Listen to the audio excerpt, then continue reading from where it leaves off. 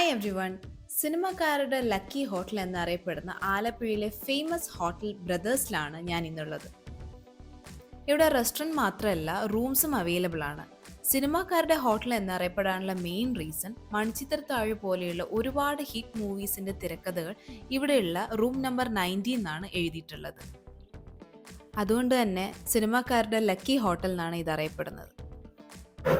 കുറച്ച് വെയിറ്റ് ചെയ്ത ശേഷം എനിക്ക് സീറ്റ് കിട്ടി. ഇവിടുത്തെ മൊത്തത്തിലുള്ള ആംബിയൻസ് എനിക്ക് നല്ല ഇഷ്ടമായി. ഒരു ക്ലാസിക് ടച്ച് എല്ലാത്തിനും. പിന്നെ ഇവരുടെ ഇൻറ്റീരിയർ ആണെങ്കിലും യൂസ് ചെയ്ത ലൈറ്റ്സും കളർ കോമ്പിനേഷനും നല്ല അടിപൊളി. നല്ലൊരു ഫീൽ ഉണ്ട്, നല്ലൊരു ഗുഡ് ഫീൽ ഉണ്ട് ഇവിടേക്ക്.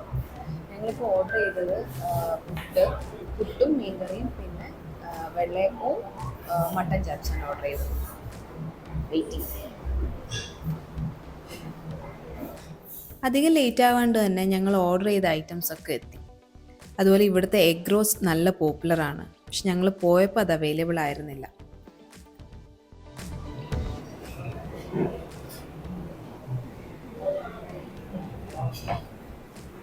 നല്ല ടേസ്റ്റ് ഉണ്ട്. വെള്ളയപ്പെല്ലാം നല്ല എന്താ പറയുക, നല്ല നാടൻ ഇൻ ദ സെൻസ് ചെറിയ കള്ളിൻ്റെ ടേസ്റ്റൊക്കെ വരുന്നുണ്ട്. നല്ല വെള്ളയപ്പം. ആൻഡ് മട്ടൻ ചാപ്സ് ഒരു രക്ഷയില്ല. നല്ല taste, soft mutton and gravy also അടിപൊളി. വെള്ളയപ്പം കഴിച്ചതിന് ശേഷം ഞാനൊരു പുട്ട് ഓർഡർ ചെയ്ത്. ഇവിടുത്തെ പുട്ട് ചിരട്ട പുട്ടാട്ടോ, കാണാനും നല്ല ഭംഗിയുണ്ട്. ട്രൈ ചെയ്തോട്ടെ, പുട്ടും മട്ടനും ട്രൈ ചെയ്തോട്ടെ. കേക്ക് പോലെ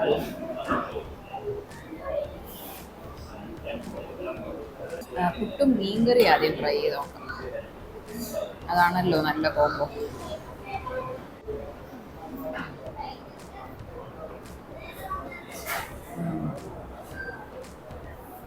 അടിപൊളി. ഇത് രണ്ട് കളറുള്ളത് മേലെ എന്താ റാഗിയോ ഗോതമ്പ് പുട്ടാണോ ആന്ന് തോന്നുന്നല്ലേ, മനസ്സിലാവുന്നില്ല. രണ്ട് കളറും കേട്ട്